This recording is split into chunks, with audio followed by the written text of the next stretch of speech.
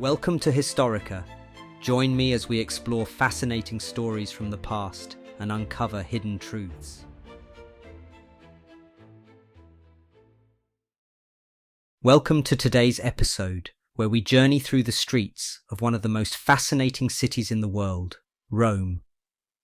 There is truly no place like it. No other metropolis has preserved its past so completely, so vividly. Here you can cross bridges once walked by Cicero and Julius Caesar, stand in temples that have stood for 19 centuries, and enter churches where 100 popes have celebrated Mass. And yet, amidst the ancient splendour of the Pantheon, the Colosseum, and the Sistine Chapel, you'll also find remnants of more recent history, from Mussolini's fascist propaganda to the chilling remains of the Nazi occupation. What makes Rome truly extraordinary is not just what has survived, but what it has endured.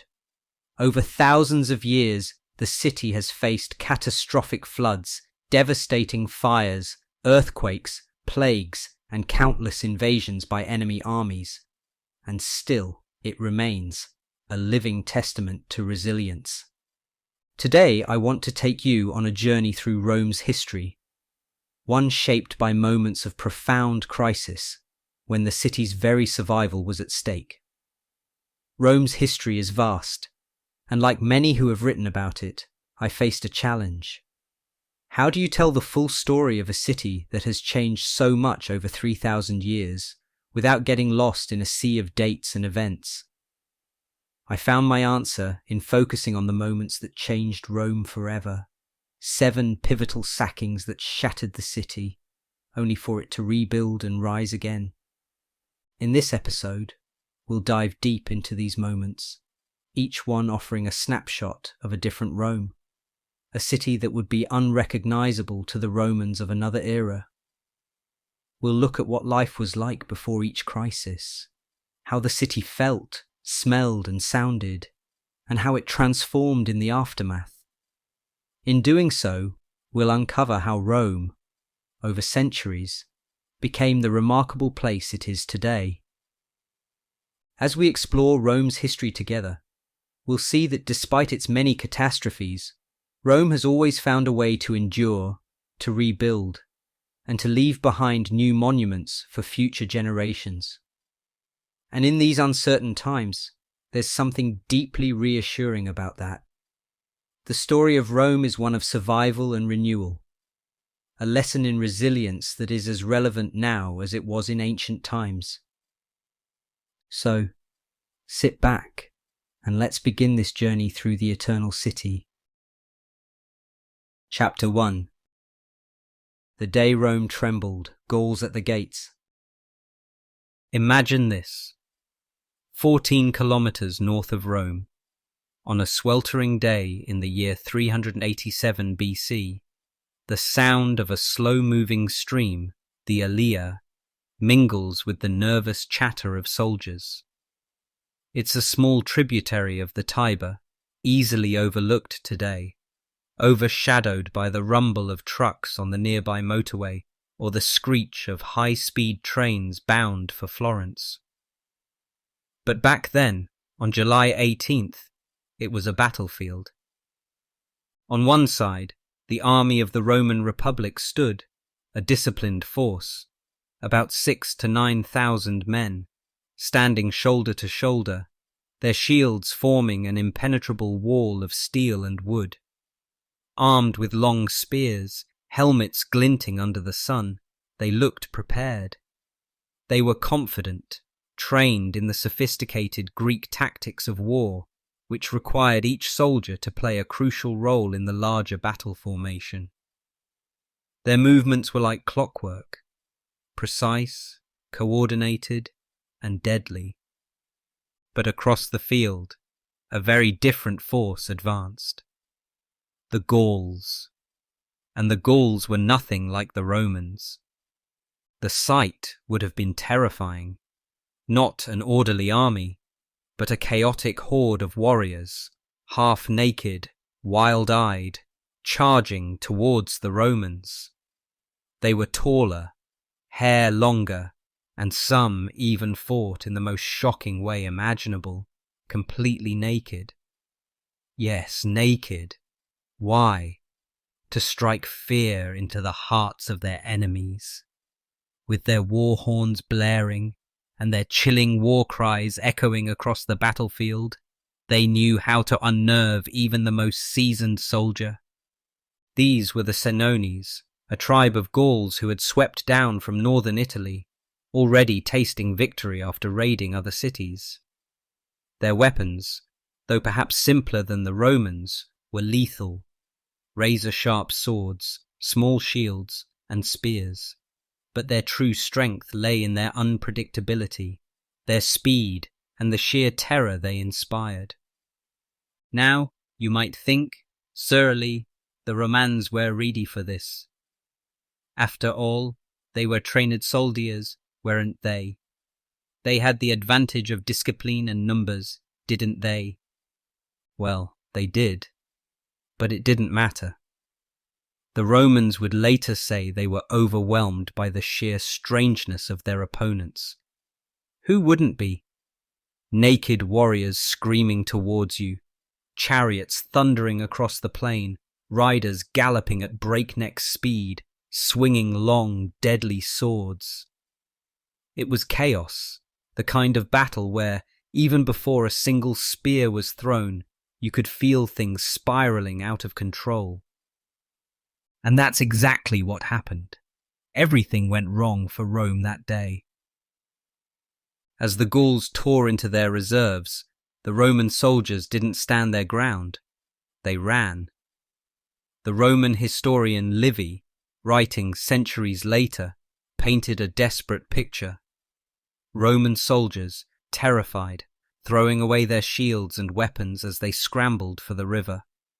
They stumbled, panicked, and were cut down from behind as they tried to swim to safety, weighed down by the very armor that was supposed to protect them. And as the survivors fled back to Rome, the city braced for the unthinkable. The Gauls were coming. Now imagine yourself in Rome, a small town by modern standards. Its population may be 25,000. Not a grand city of marble temples and wide avenues, but a humble place of brick and timber. There were no mighty stone walls like you might expect. At best, there were some earthworks, some ditches and ramparts. A city of huts, some of them still made of wattle and daub, like something out of an old story, simple and unprepared for what was about to happen. And this humble town, against all odds, had just been left vulnerable. The Gauls arrived at the gates of Rome before nightfall. What did the Romans do? They did what anyone would do. They panicked. They retreated to their last stronghold, the Capitoline Hill, and left the rest of the city to its fate. This was the beginning of one of the most famous, and for the Romans most humiliating moments in their early history. But here's where the legend begins to mix with fact. The Gauls, it's said, found Rome's gates wide open. According to Livy, they were so surprised by the city's abandonment that they simply walked in. There was no heroic last stand, no grand defense of the city. Rome was, for all intents and purposes, handed over without a fight. The Gauls roamed freely through the streets, looting as they pleased. Yet in this dark moment, stories of bravery and resilience would be born, stories that Romans would tell for generations. One such tale is that of Lucius Albinus. Fleeing the city with his family, he came across the Vestal Virgins, the priestesses of the goddess Vesta, protectors of Rome's sacred flame. Without hesitation, he made the ultimate sacrifice. He forced his own family out of their cart to make room for the virgins and their sacred relics, ensuring that the heart of Rome's religious identity would survive, even if the city didn't. Then there's the story of Rome's elders. Knowing they couldn't outrun the Gauls, these old men, senators who had served the city all their lives, sat calmly in their chairs, dressed in their finest robes, and awaited their fate. When the Gauls found them, they were awed by their dignity. One Gaul, curious, reached out and tugged the beard of a senator, only to be struck with an ivory staff. The Gaul, enraged, killed him on the spot, and the others soon followed, slaughtered where they sat. It was a brutal scene, but in death, these men became symbols of Rome's defiance. And perhaps the most famous story of all, the sacred geese of Juno. When the Gauls tried to sneak up the Capitoline hill under cover of night, the Romans' dogs, exhausted from the siege, didn't bark. But the geese, sacred to the goddess Juno, sounded the alarm. Their honking woke the soldiers, and Marcus Manlius, a Roman officer, rushed to the scene, single-handedly pushing the first Gaul off the cliff and saving the citadel from a surprise attack. In these stories, the Romans would find their pride, but the reality was much grimmer. After weeks of starvation and desperation, Rome had no choice but to surrender. The Gauls demanded a ransom, 1,000 pounds of gold, and as the Romans weighed the gold, the Gaulish leader Brennus threw his sword onto the scales, shouting the now infamous words, "Vae victis!" Woe to the vanquished! Rome paid the ransom, and the Gauls left, but the scars remained, not just on the city, but in the Roman psyche. This wasn't just a defeat, it was a humiliation, and it changed everything. The Romans would never forget the day the Gauls sacked their city. It became a turning point, one that taught them harsh lessons about war, defense, and resilience. In the years that followed, they rebuilt, not just their walls, but their entire way of waging war. And they vowed, deep in their bones, that no one would ever do this to them again. So, as we think back to that small river, the Allier, winding quietly north of Rome, it's hard to imagine how such a modest place could have been the scene of such a monumental disaster. Yet, in that disaster, Rome found something even greater, a new determination. And from the ashes of their defeat, they would rise stronger, more formidable, until one day they would stand as the rulers of the Mediterranean world. But it all began here, on that unlucky July day in 387 BC, when the Gauls came to Rome, and Rome learned what it meant to fight for its very survival. Chapter 2. The Fall of Rome, Alaric and the Visigoths. Our story begins not in Rome itself, but far to the south in the region of Calabria, in a quiet town called Cosenza, where two rivers meet, the Crati and the Busento. On a chilly November morning in 1937, a curious group gathered at this very spot. Leading the group was Heinrich Himmler, the infamous commander of the German SS. Accompanying him was a French team of archaeologists, each with a peculiar goal: to uncover the secrets of the riverbed. Why? Because according to an ancient story, buried beneath these waters lay the body of a king, the Gothic leader Alaric, along with treasures looted from Rome over 1,500 years earlier. But to understand why Himmler and others were so obsessed with Alaric, we need to go back to the year 410 AD, when Alaric, king of the Visigoths, brought Rome to its knees. The Visigoths' journey to Rome was long and complex, spanning centuries and many battles. originally from the northern regions around the Baltic. They had fought their way south to the Black Sea, establishing themselves as a powerful kingdom. Over time, their fate became entwined with the Roman Empire itself, leading to a series of confrontations that would culminate in the sack of Rome. In the late 3rd century AD, the Roman Empire was already showing cracks. Internal conflict, invasions, and economic troubles had left it vulnerable. The Goths were one of the many so-called barbarian groups that began raiding Roman territories, sacking cities, and causing chaos. They were relentless, but the Romans struck back, forcing the Goths into submission at times, only for the Goths to rise again, emboldened by new leaders like Alaric. Who was Alaric? History provides only glimpses. We know he was a skilled leader and, perhaps surprisingly, not a man of endless violence, despite the destruction associated with his name. Alaric was cautious, thoughtful, and pragmatic. He knew that one defeat could mean the end for his people, and so he avoided direct confrontation when possible. Instead, Alaric relied on negotiation, raids, and diplomacy.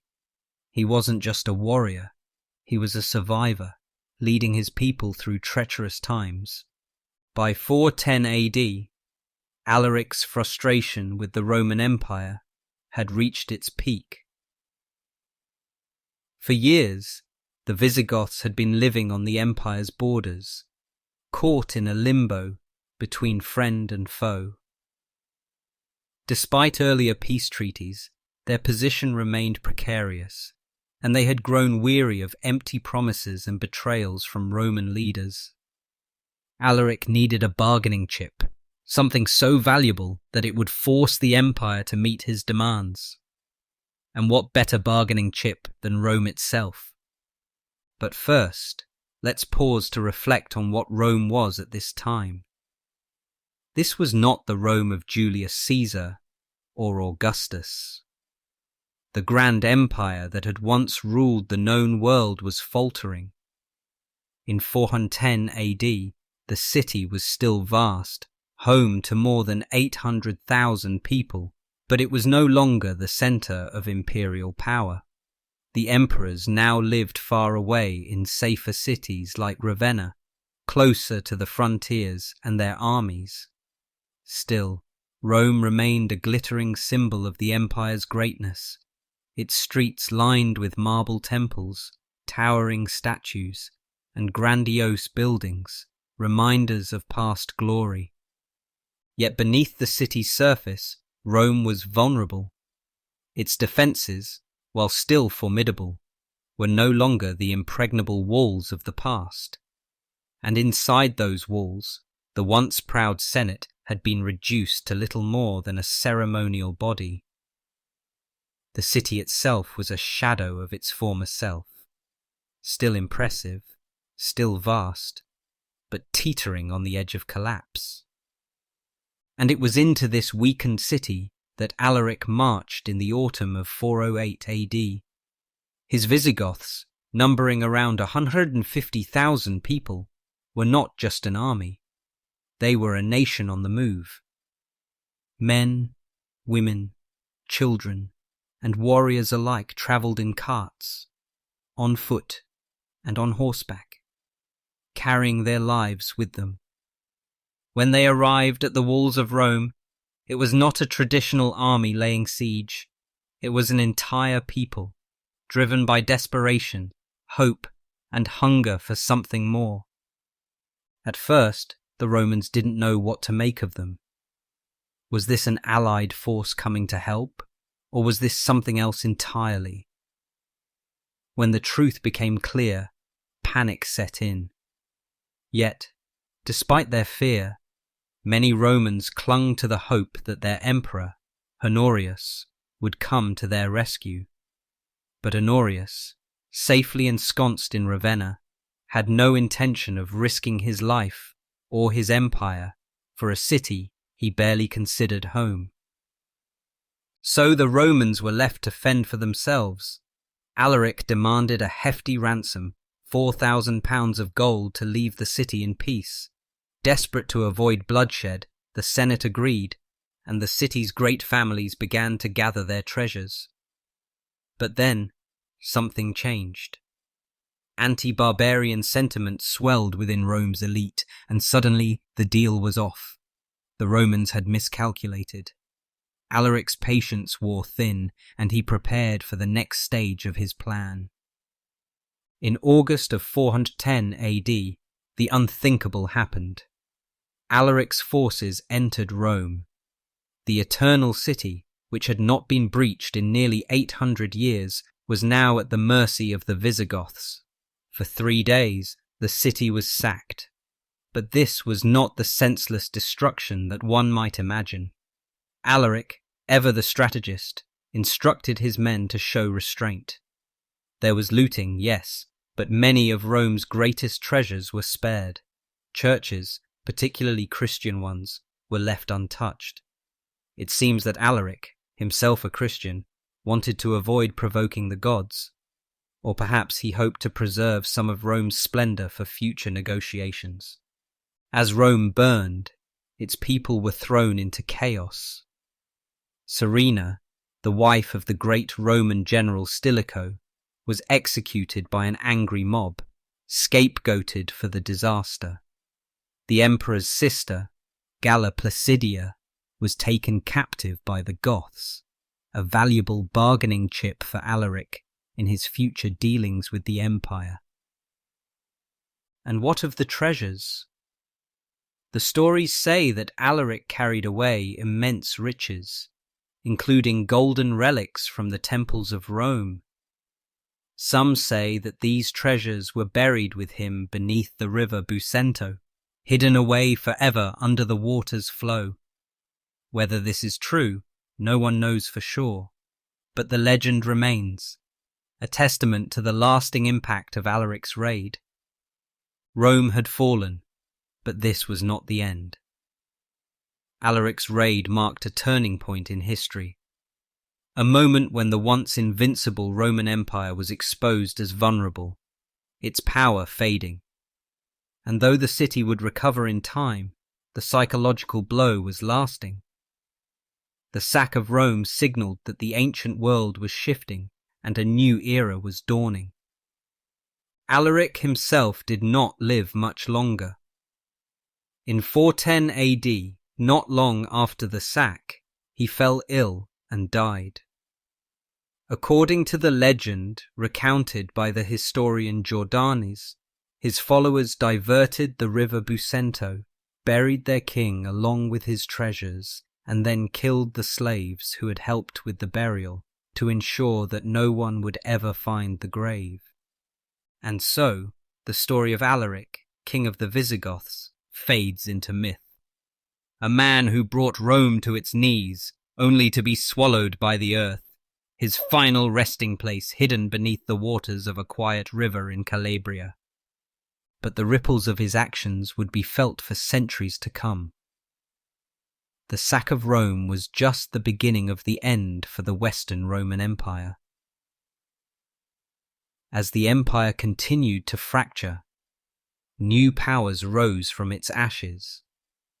And though Rome would never be the same again, the memory of Alaric's invasion lives on, a reminder that even the mightiest of empires can fall.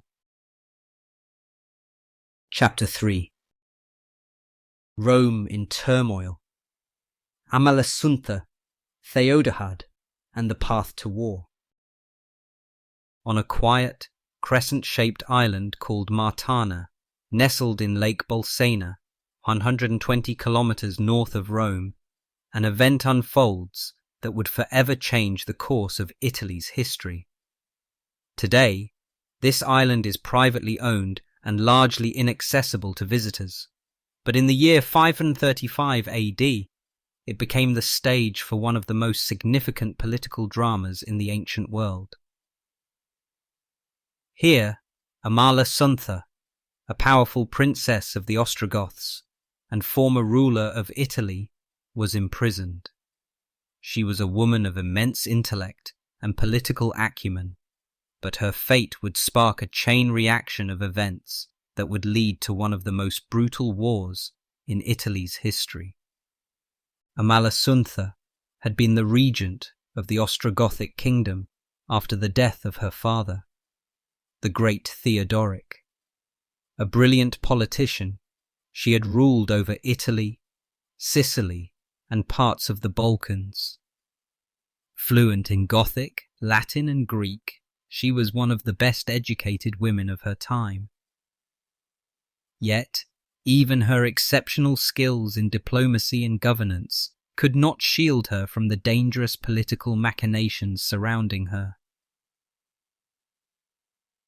The Ostrogoths were a tribe with a long and turbulent history. After decades of oppression under the Huns in Central Europe, they finally broke free in the 450s and began establishing themselves on the borders of the Eastern Roman Empire. They were led by Theodoric, a visionary leader who saw in Italy an opportunity for his people to establish a new, stable kingdom. The Roman Empire in the west had fallen in 476 AD, and Italy was ruled by barbarian warlords. Theodoric seized the opportunity and, after a long campaign, deposed the Germanic leader Odovacar, carving out a powerful Ostrogothic kingdom.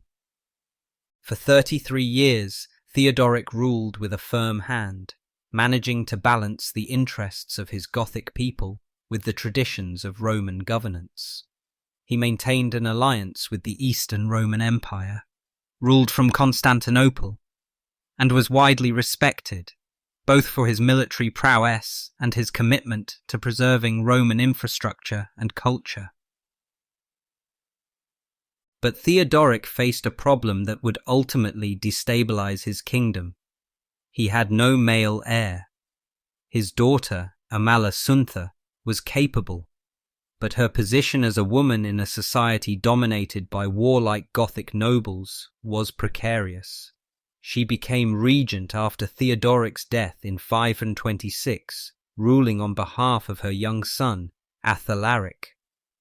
For 8 years, she carefully navigated the treacherous waters of Gothic politics, managing to keep her throne despite the resentment of many nobles who saw her as too Roman in her outlook and too weak as a female ruler.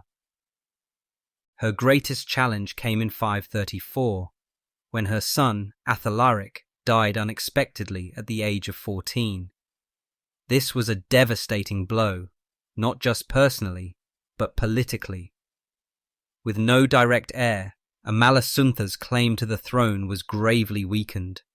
In a desperate move to consolidate power, she invited her ambitious cousin, Theodohad, to co-rule with her. Theodohad was a Gothic nobleman with a strong power base in Tuscany, but he was known for his greed and land grabbing.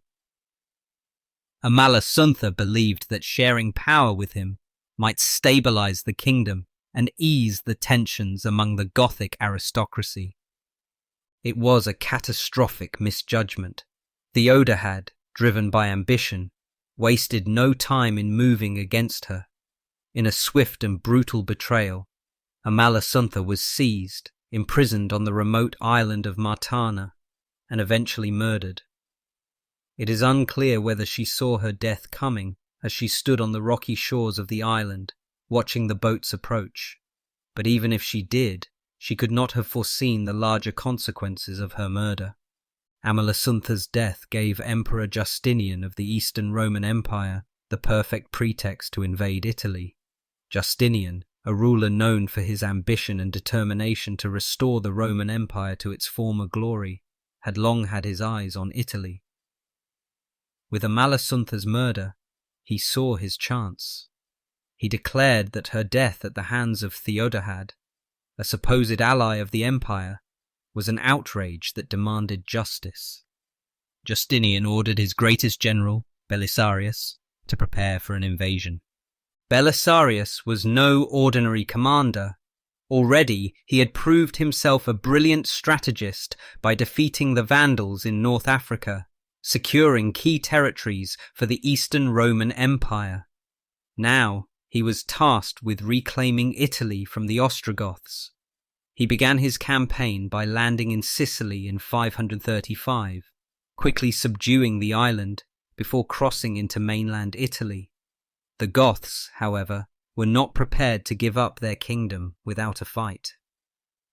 Theodohad, despite his political maneuvering, proved to be an ineffective ruler.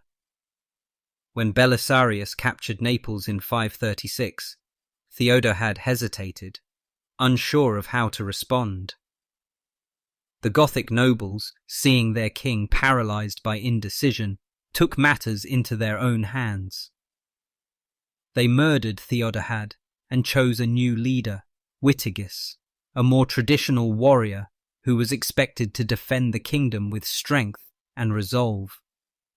Witigis gathered a massive army and marched south, determined to retake Rome, which had recently fallen to Belisarius without a fight. On December 9th, 536, as the Ostrogothic garrison left the city through the Flaminian Gate, Belisarius and his army entered through the Asinarian Gate to the south. The people of Rome, exhausted by years of instability, had made a calculated decision. They believed that the Eastern Roman Empire could protect them better than the wavering Gothic leadership. But Rome's troubles were far from over. Witigis was not about to let the city slip through his fingers. In March of 537, he laid siege to Rome with an army that, according to Procopius, numbered 150,000 men, though modern estimates suggest a force closer to 30,000. Still, it was an overwhelming force compared to Belisarius's relatively small army of around 5,000. The siege was brutal. Witigis' forces cut off the city's aqueducts, depriving the Romans of their baths and clean water, a hardship for a people who had enjoyed public bathing for centuries. Belisarius, however, was a master of defense. He quickly adapted to the situation, using the Tiber River to build floating mills to grind grain, ensuring that his troops and the Roman population wouldn't starve. His small bands of cavalry harassed the Gothic army with hit-and-run tactics, inflicting significant casualties without engaging in full-scale battles. Despite the odds, Belisarius held firm. Witigis, realizing that his siege was not progressing as planned, eventually made peace with the Franks to the north, hoping to consolidate his forces. Yet, by the spring of 538, it was clear that the siege was failing. Witigis, his army depleted by disease and starvation, retreated north, burning his camps as he withdrew. Rome had survived, but the cost was high. The city, once the heart of a vast empire, was now a shadow of its former self. The population had dwindled to a fraction of what it had been during the height of the empire. Buildings lay in ruins, and the grandeur of the imperial city was fading fast.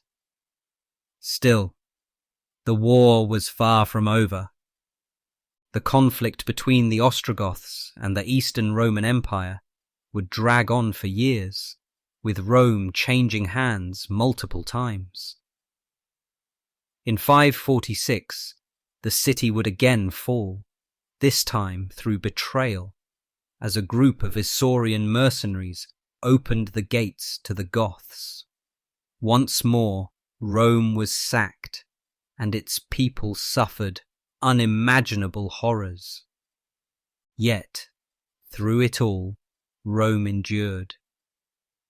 The war between the Ostrogoths and the Byzantine Empire, known as the Gothic War, would eventually end in 552 with the defeat of the Goths.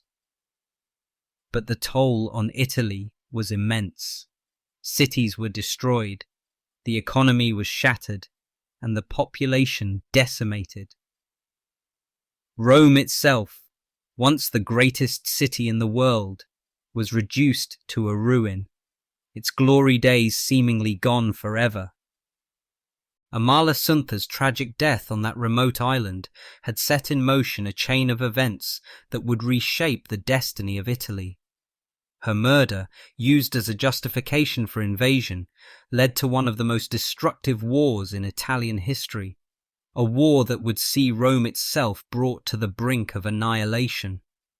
Yet, despite the devastation, the city of Rome would survive, battered but unbroken, waiting for the next chapter in its long and storied history.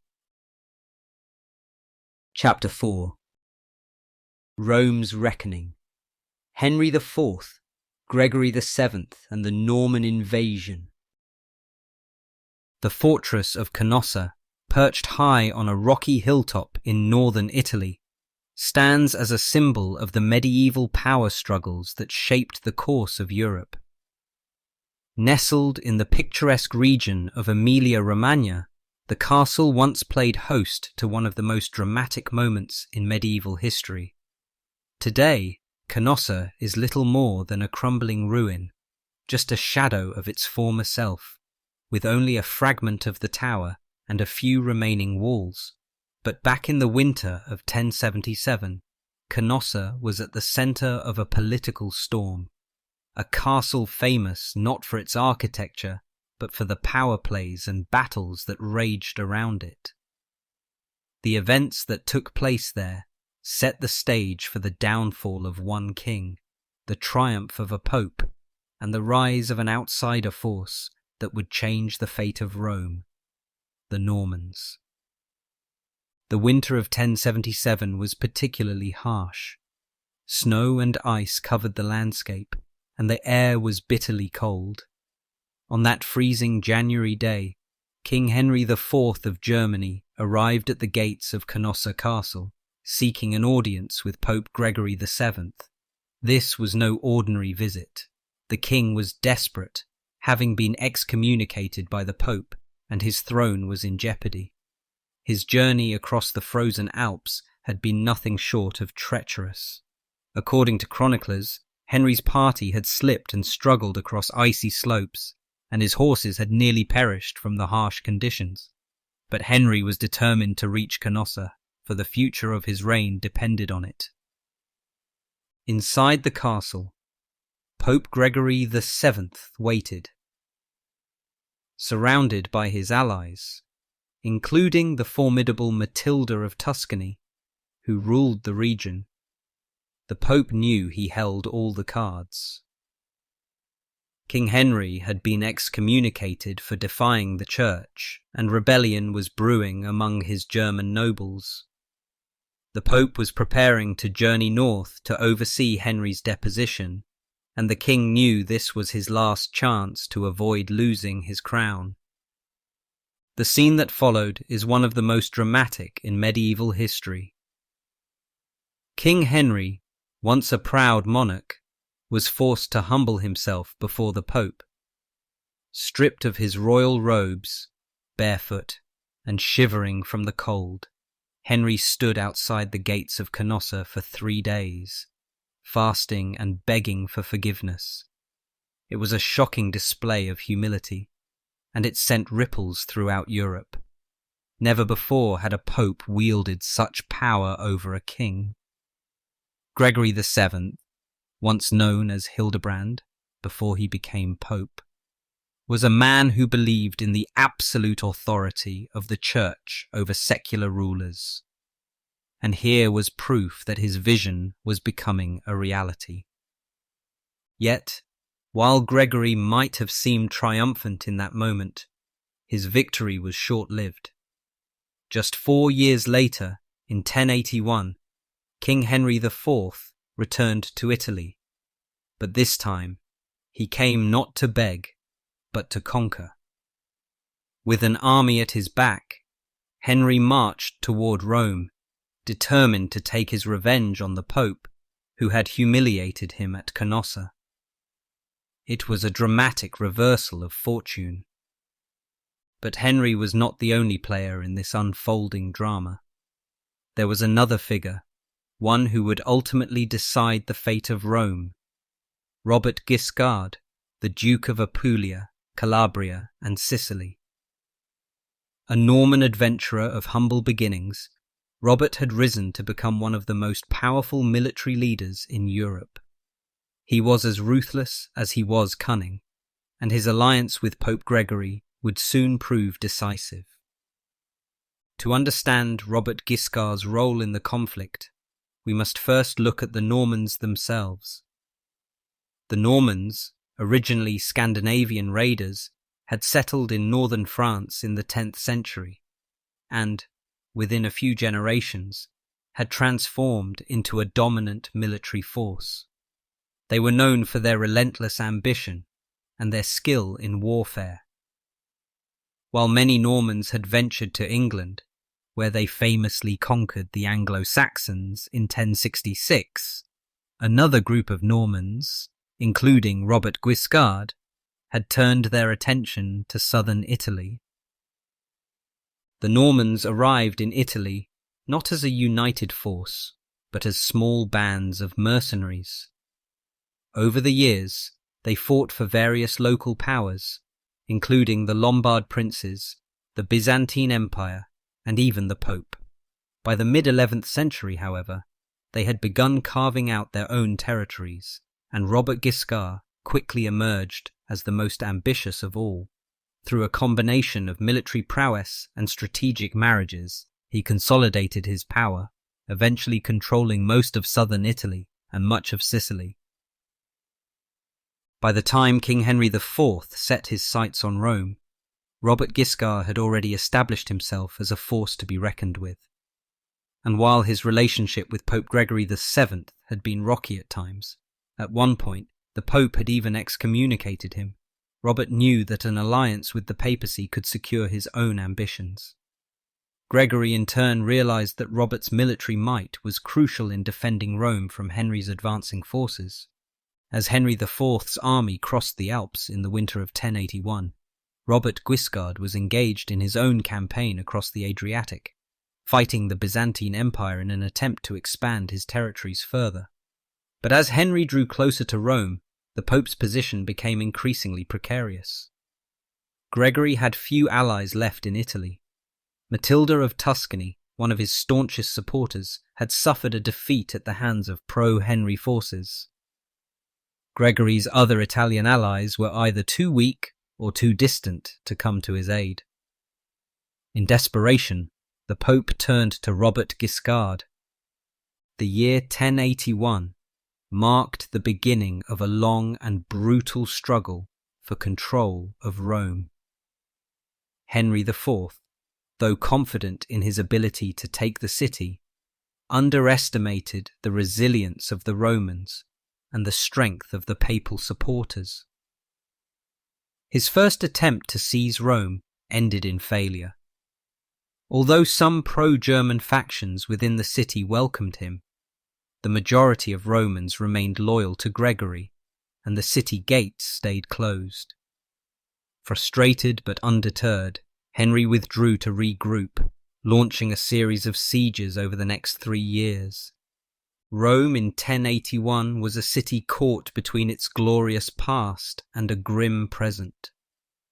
Once the centre of the greatest empire in the world, by the 11th century, it was a shadow of its former self. The population had dwindled to just a fraction of what it had been in ancient times, and much of the city lay in ruins. The great monuments of the Roman Empire, like the Colosseum and the Pantheon, were no longer the bustling centres of civic life they had once been.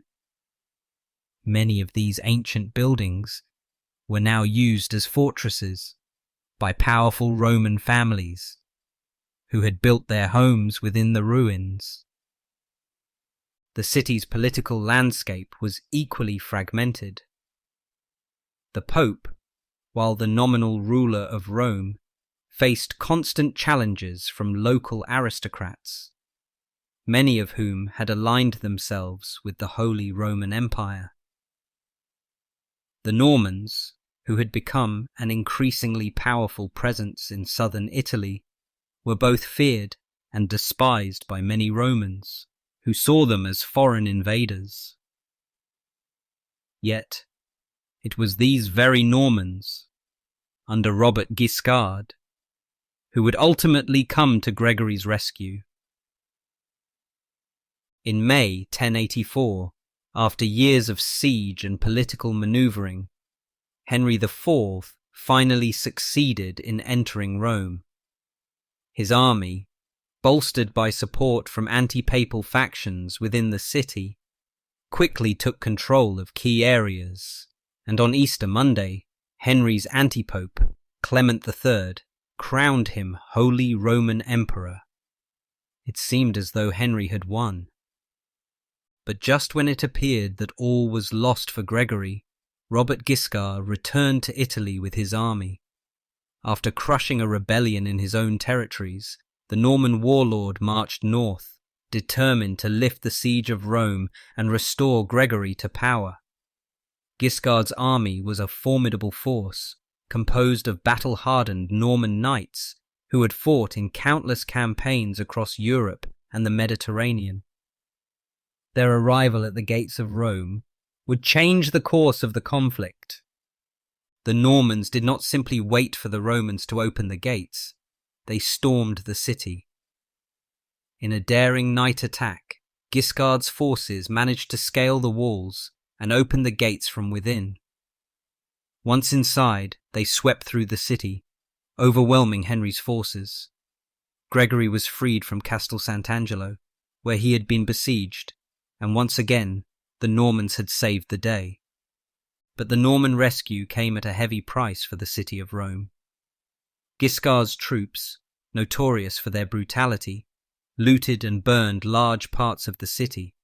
Churches were set alight, homes were plundered, and many Roman citizens were either killed or taken as slaves.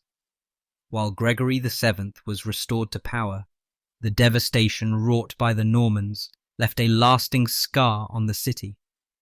For the Romans, it was a bitter reminder that even their allies could be as destructive as their enemies. In the end, neither Gregory VII nor Robert Guiscard lived long enough to fully enjoy their victory. Gregory died in exile in Salerno just a year later, and Guiscard, too, succumbed to illness shortly after. But their legacies endured. Gregory's papacy had shown the world that the Pope could stand against kings, while Guiscard's conquest of southern Italy and Sicily established the Normans as one of the most powerful forces in the Mediterranean. As for Rome, the events of 1084 marked the beginning of a new chapter in its long history. A city once again ravaged by war, yet still standing, defiant in the face of chaos.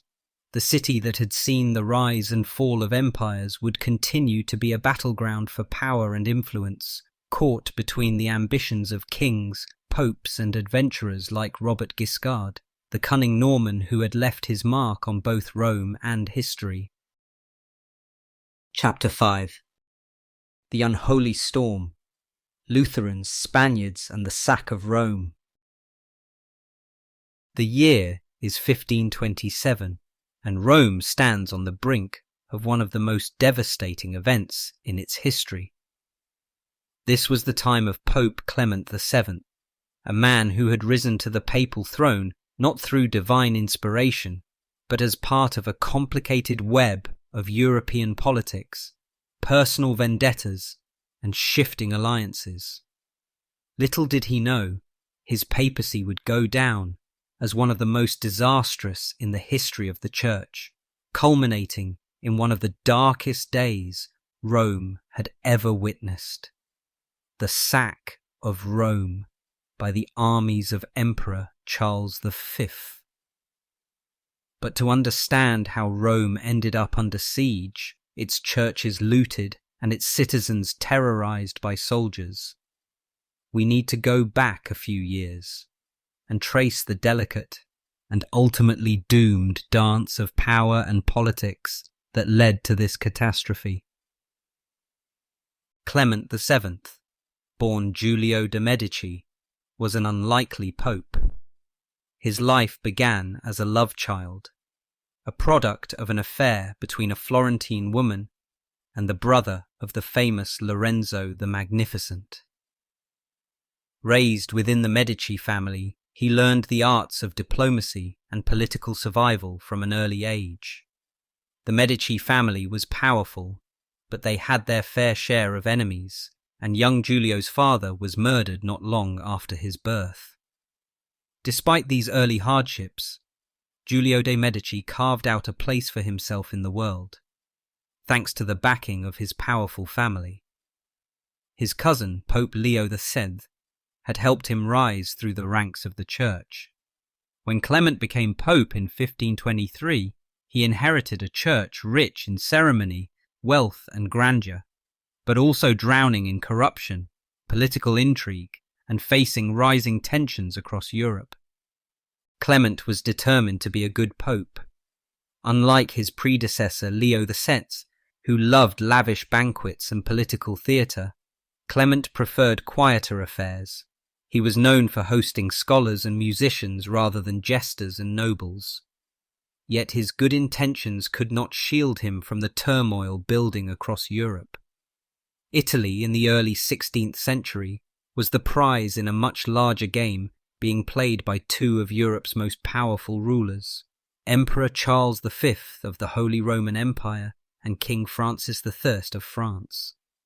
Both men had their eyes set on dominating Italy, and each had their own supporters within the complex political fabric of the region. For Clement, this made neutrality almost impossible.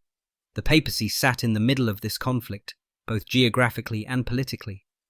Initially, Clement tried to stay out of the fray, but soon he made a decision that would have dire consequences.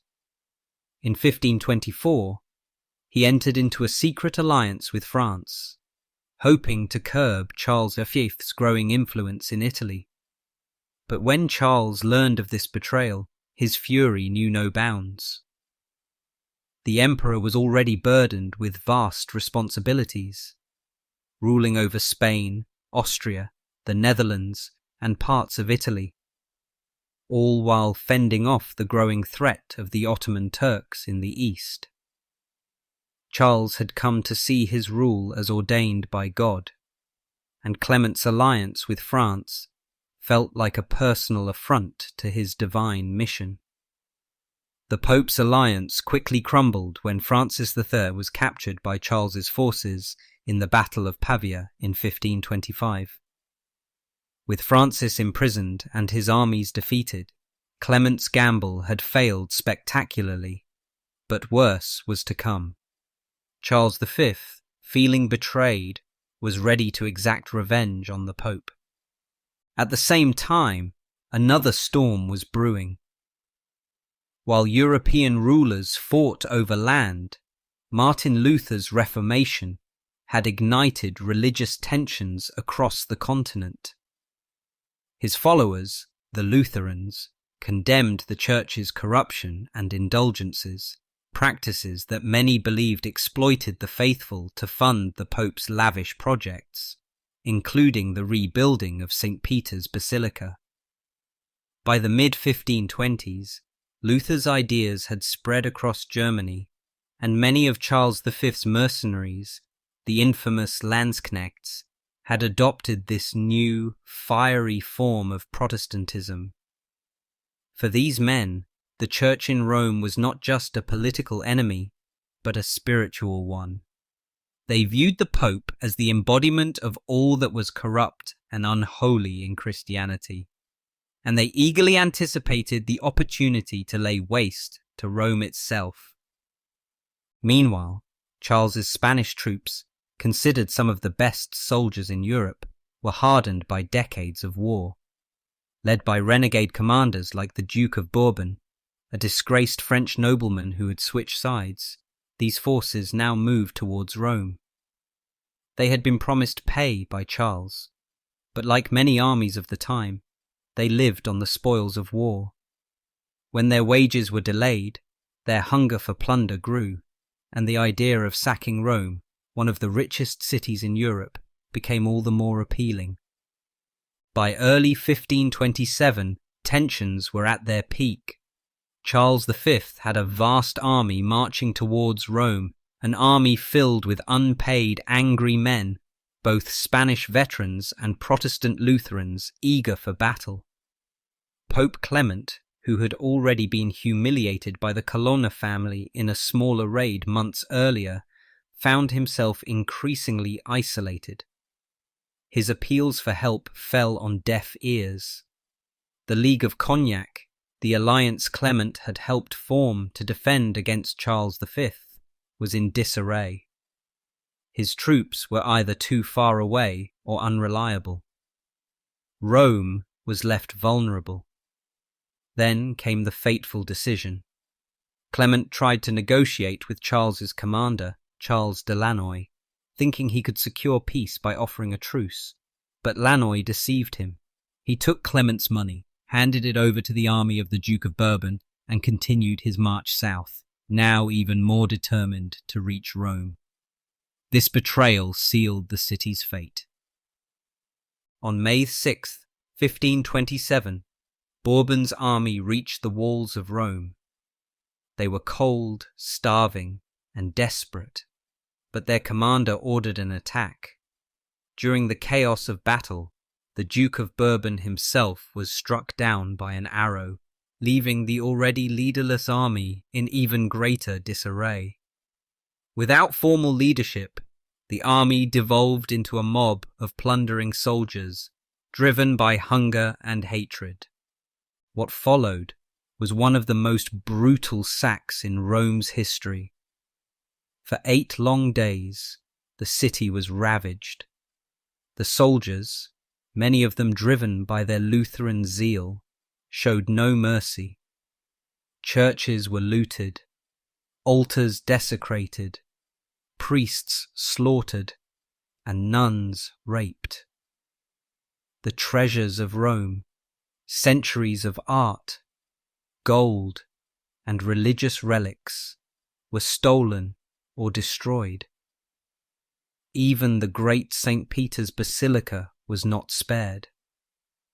The Swiss guards, fiercely loyal to the Pope, fought valiantly. But they were hopelessly outnumbered. Many of them died protecting the gates of the Vatican, buying Clement enough time to flee to Castel Sant'Angelo, the ancient fortress that had once been the mausoleum of the Roman Emperor Hadrian. From the safety of Castel Sant'Angelo, Clement watched helplessly as his city was torn apart. The streets ran red with blood, and smoke from burning buildings filled the air. Thousands of Romans were killed, and countless more were taken as slaves. The Pope's humiliation was complete. In the wake of the sack of Rome, the city lay in ruins. What had once been the glittering centre of Catholic Christendom was now a shadow of its former self. The population had been decimated, and its wealth was gone.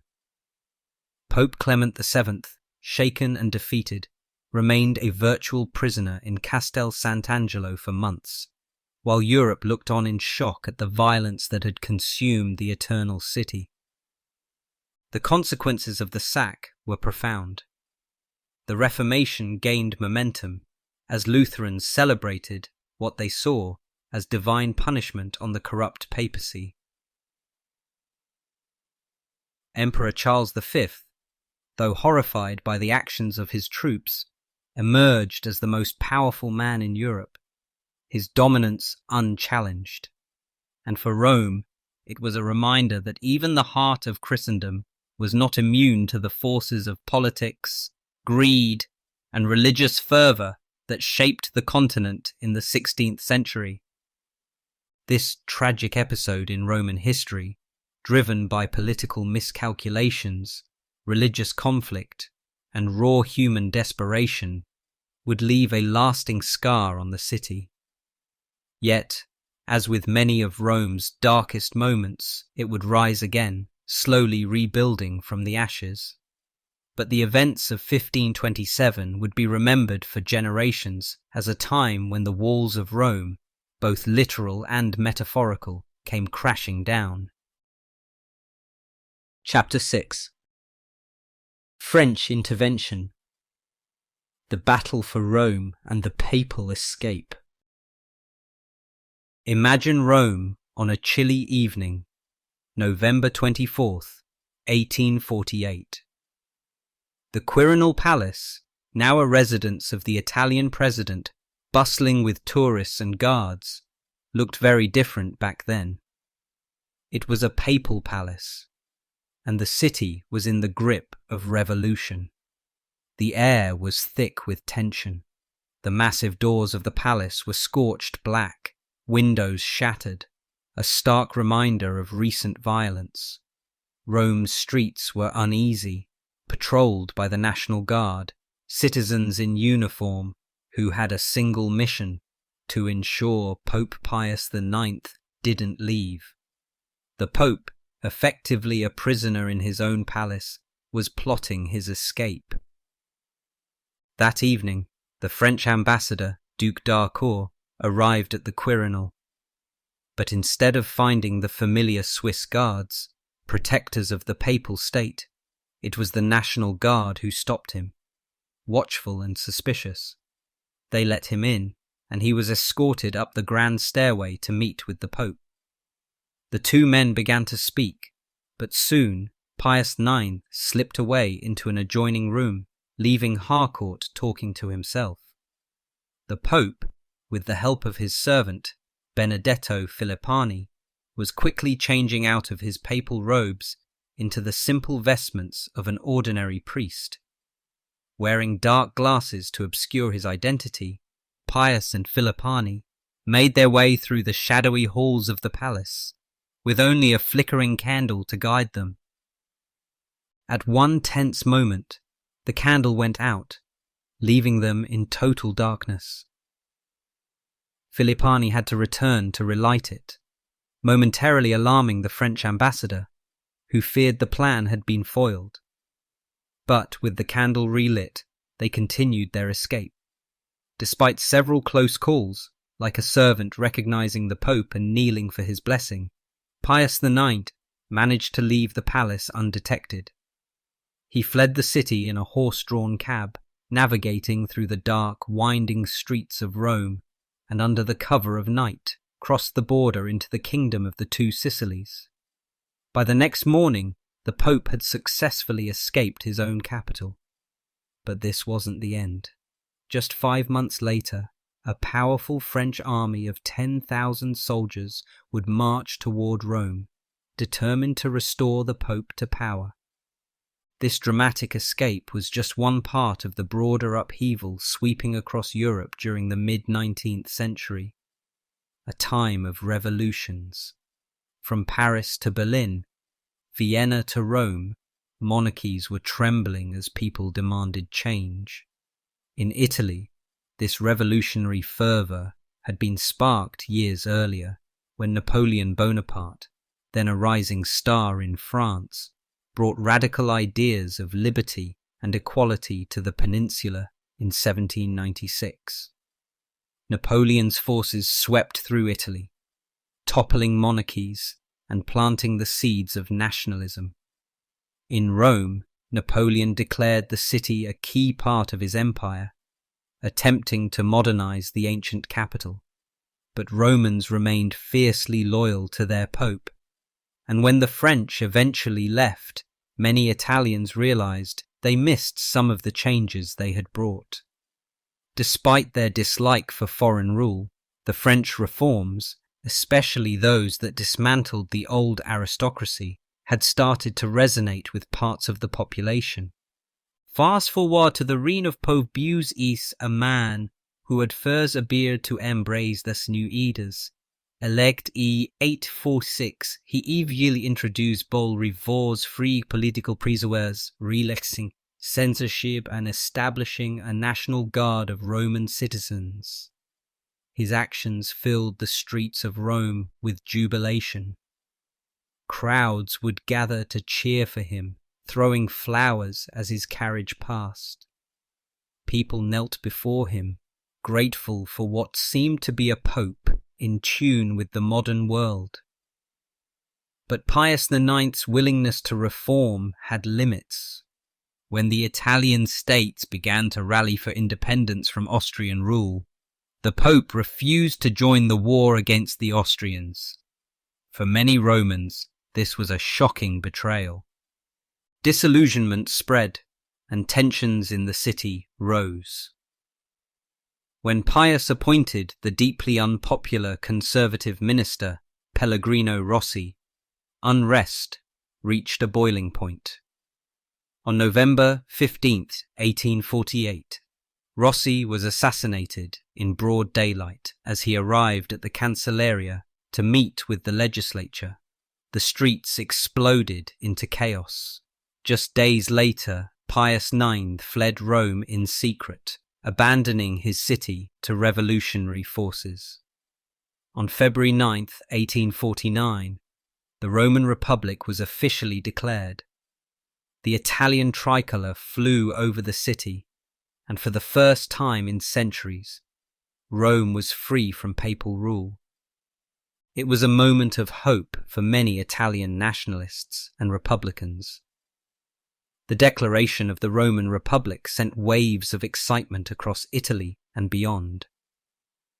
In the eyes of patriots like Giuseppe Garibaldi and Giuseppe Mazzini, this was a chance to inspire not only Italians, but also the rest of Europe. The two revolutionaries, both legendary figures in the history of Italian unification, arrived in Rome to defend the fledgling republic. Garibaldi, the fiery warrior who had fought in South America, and Mazzini, the intellectual mastermind of Italian nationalism, took up leading roles in the defense of the new government. But the odds were heavily stacked against them. The tide of revolution that had swept across Europe in early 1848 was now receding. By the spring of 1849, the Roman Republic stood nearly alone. Across the continent, monarchies had regained their footing, and the forces of conservatism were pushing back hard. Four powers, Austria, Spain, Naples, and France, had declared their intent to crush the Roman Republic and restore Pope Pius IX to power. It wasn't long before the threat materialized. On April 25, 1849, a well-equipped French army landed at Civitavecchia, just 40 miles from Rome. Led by General Oudinot, this force had been sent by French President Louis Napoleon, who would soon crown himself Emperor Napoleon III to restore papal rule. The irony was hard to miss. France, once the epicenter of revolution, was now sending soldiers to crush a revolutionary government in Rome. Mazzini, ever the optimist, hoped that France's republican ideals might yet sway public opinion back in Paris. He had posters printed in French appealing to the conscience of the French Republic, but it was to no avail. The French soldiers marched on Rome. By the end of April, the French forces were at the city's gates. Garibaldi's volunteers fought valiantly, but the professional French army was too strong. The battle for Rome raged on for weeks, with fierce resistance from the revolutionaries. But the outcome was inevitable. On July 3, 1849, French troops breached the city's defences, and the Roman Republic fell. Garibaldi, refusing to surrender, fled the city with his loyal followers, embarking on a legendary retreat across Italy. Mazzini, heartbroken, watched his dream of a united republican Italy crumble before his eyes. With the fall of the Republic, Pope Pius X returned to Rome. His exile had hardened his stance against liberalism. No longer the reformer he had once seemed, Pius became a staunch conservative, determined to stamp out any trace of revolutionary sentiment. He excommunicated the entire city of Rome, denouncing its people for their rebellion. the dream of a free, united Italy, seemed more distant than ever. Yet the revolution of 1849 was not in vain. Though the Roman Republic was short-lived, its legacy endured. The courage and ideals of the revolutionaries, the vision of a free and united Italy, continued to inspire future generations.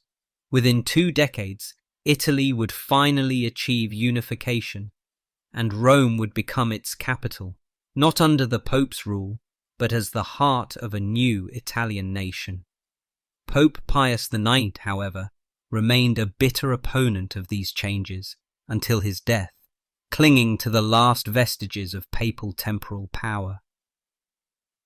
This chapter of Rome's history is one of daring escapes, revolutionary fervour, and the struggle between tradition and change.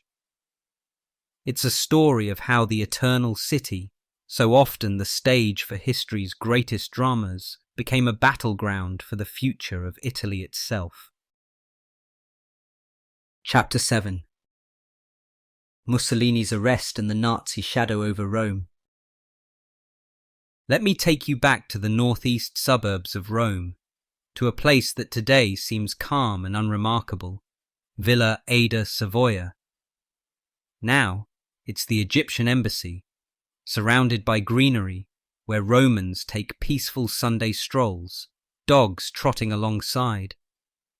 The villa itself isn't grand, just a modest 19th century building, square and simple, with a faux medieval tower beside it. But if you look closely, you'll notice something unusual. Behind the villa, there's an old stable now covered in graffiti, and near it, a dilapidated summer house overlooking a forgotten garden. The most telling clue, however, lies underground, a large bomb shelter. This was once the private residence of Italy's king, Vittorio Emanuele III, and in the summer of 1943, something significant happened here, something that would forever change the fate of Italy during the Second World War. On July 25, 1943, at 5 in the afternoon, a small convoy arrived at Villa Ada Savoia. Benito Mussolini, Italy's dictator for over 20 years, stepped out of the car. He was tired, visibly worn. His usual sharp appearance was dulled by stubble on his chin, something unusual for the man who prided himself on his image. Just hours before, he had endured a grueling 10-hour meeting of the fascist Grand Council, a session filled with fiery accusations and personal attacks. Leading members of the fascist regime, once his most loyal allies, had turned against him, blaming Mussolini for the country's disastrous war efforts. The council had voted to strip him of his powers, an unprecedented moment of rebellion against the man who had ruled Italy with an iron fist for 2 decades. Despite this, Mussolini tried to carry on as though nothing had happened. That morning, he went to his office in the Palazzo Venezia, where he usually worked, and later returned home to his villa.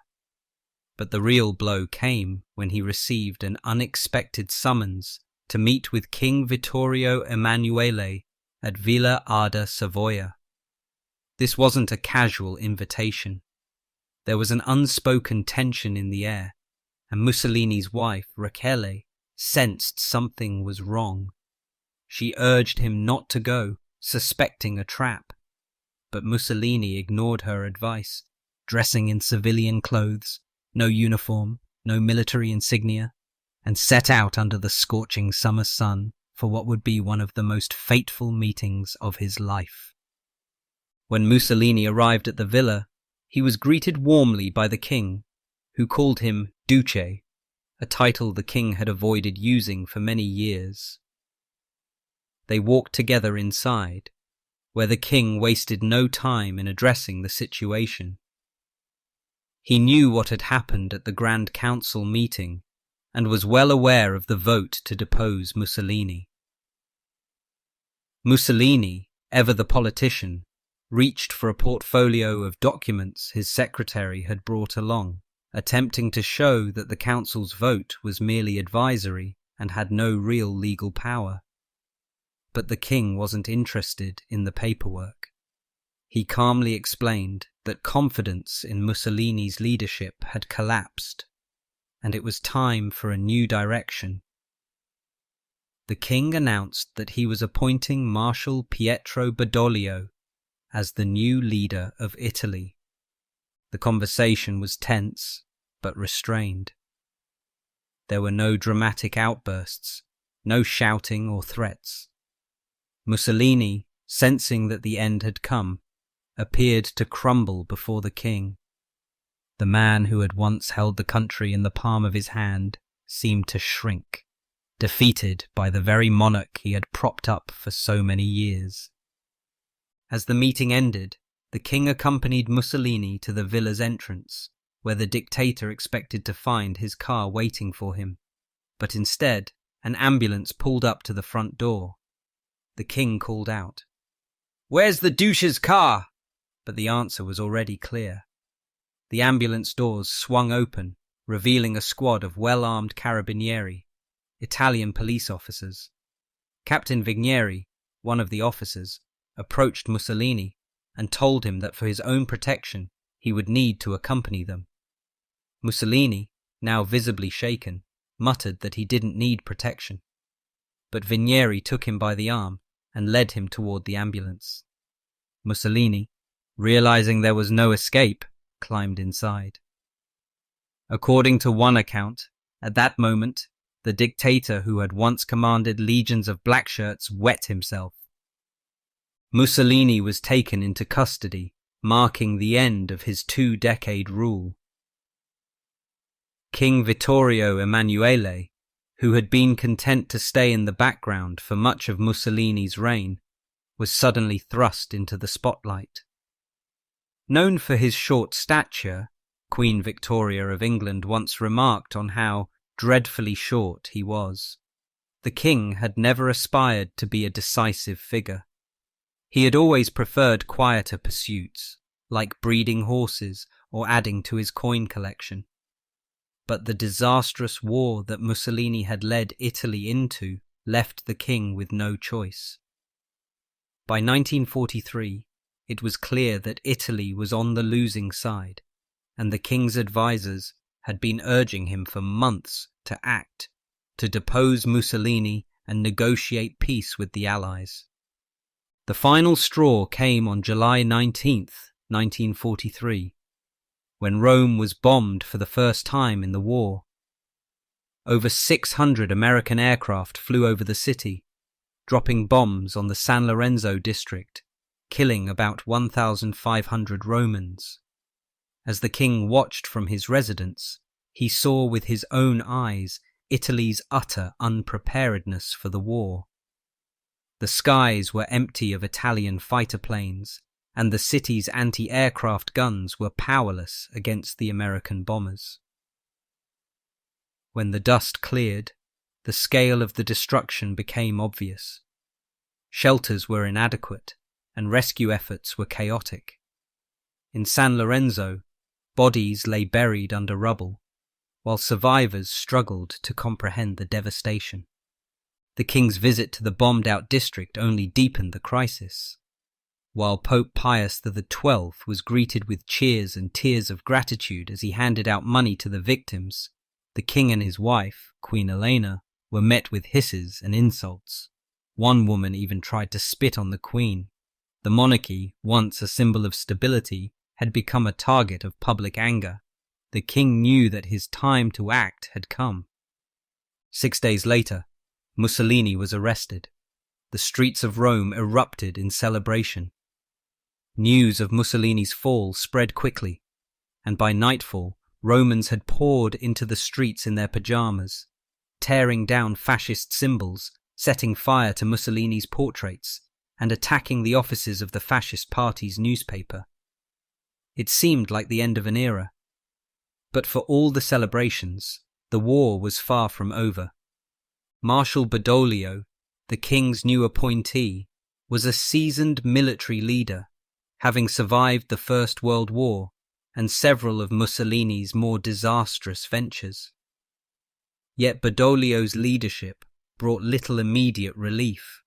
While he began secret negotiations with the Allies, he continued to publicly declare that Italy would fight on alongside Germany, even though everyone knew the war was lost. Hitler, never one to trust easily, was suspicious of Badoglio's assurances and wasted no time in sending German troops into Italy. Within weeks, the Germans advanced on Rome, ready to occupy the city and take control of the situation. The stage was set for one of the darkest chapters in Rome's history. German troops entered the city, and for 9 long months, Rome would endure the occupation of the Nazis, its streets filled with fear, betrayal, and the constant threat of violence. The war that many had hoped would end with Mussolini's fall would rage on, bringing even more suffering to the Eternal City. Closing reflections. As we conclude our exploration of Rome's extraordinary history, it's clear that the Eternal City continues to live up to its name. What we see today is a vast metropolis of almost 3 million people, bustling with life in a world far removed from the ancient empire that once ruled over Europe, the Mediterranean, and beyond. And yet, Rome is still a city where the past and present coexist in ways that are unmatched by any other place on earth. Today, the pilgrims who once trudged through the dusty roads of the Roman countryside now arrive on high-speed trains and budget flights, sweeping into the city from every corner of the globe. Romans themselves navigate the city via underground trains that stop at stations like Colosseo or Pyramid, their daily lives brushing up against the timeless symbols of Rome's greatness. Motorways encircle the ancient city walls, taking Romans to modern shopping malls and commercial centres that seem so distant from the ruins of ancient baths or temples. Yet all of it is part of this living, breathing city. Still, if you wander the city streets, you will quickly discover that Rome's core remains astonishingly unchanged. The modern infrastructure may hum around it, but Mussolini's unfinished projects, like the Via della Conciliazione and the Grand EUR district, still define parts of the city's landscape. Fascist insignia, often unnoticed by tourists, remain scattered across the city.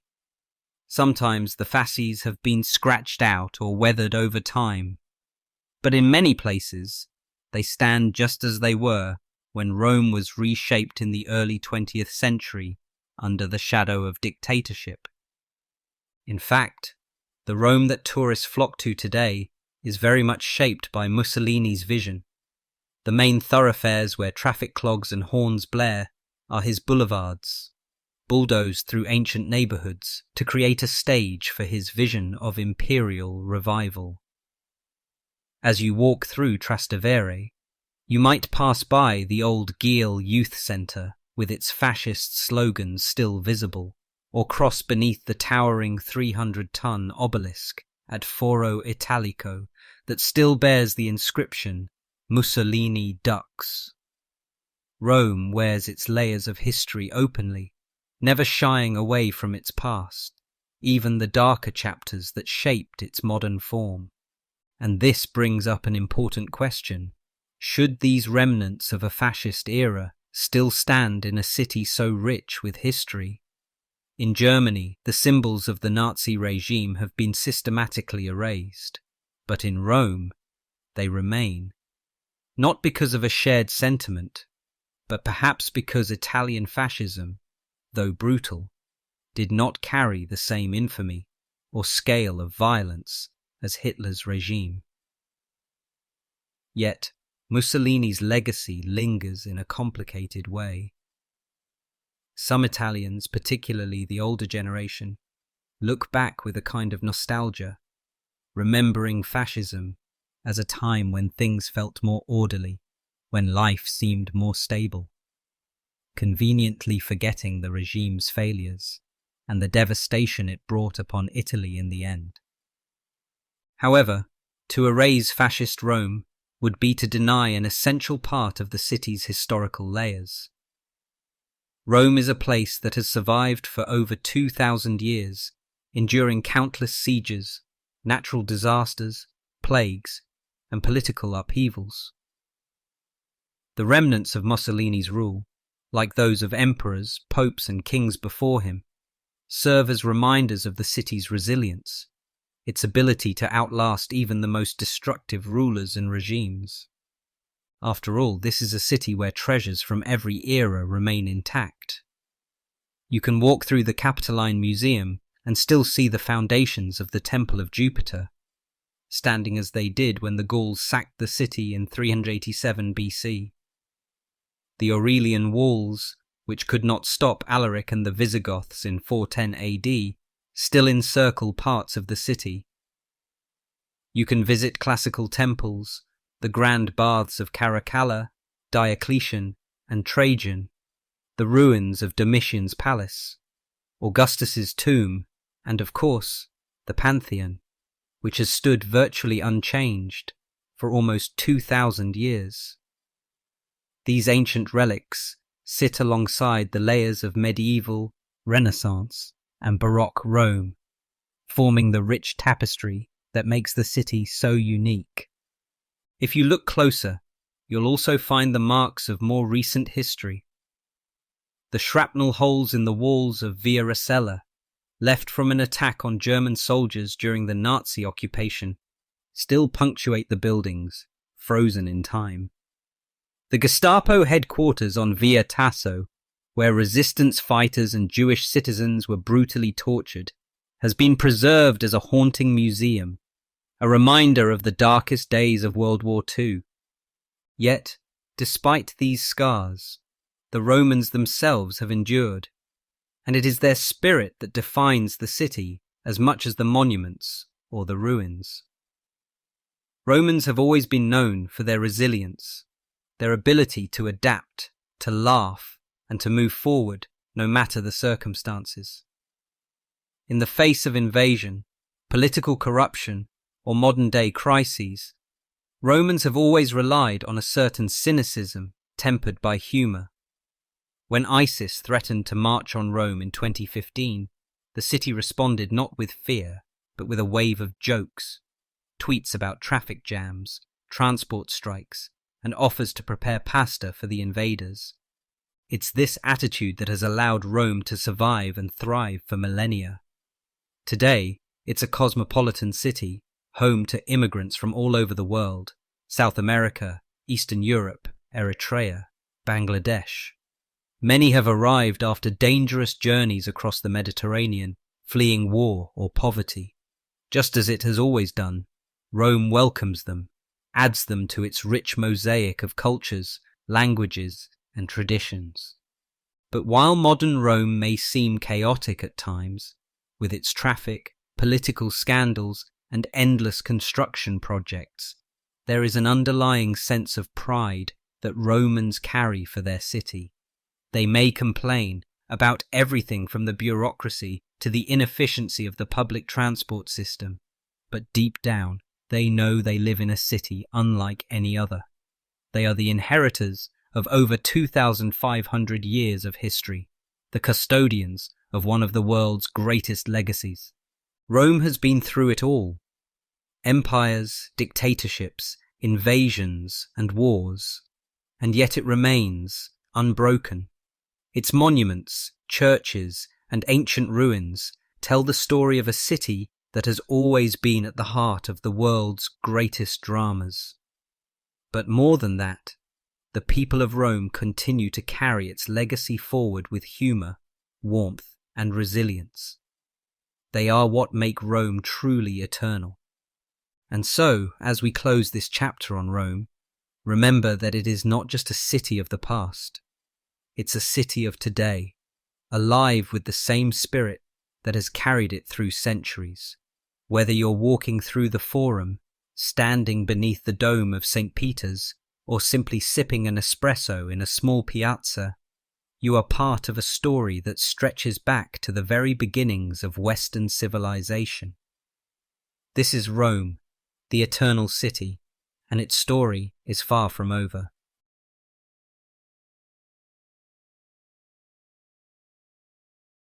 Thank you for listening to this episode. If you found it insightful, please consider subscribing to the channel to stay up to date with future episodes.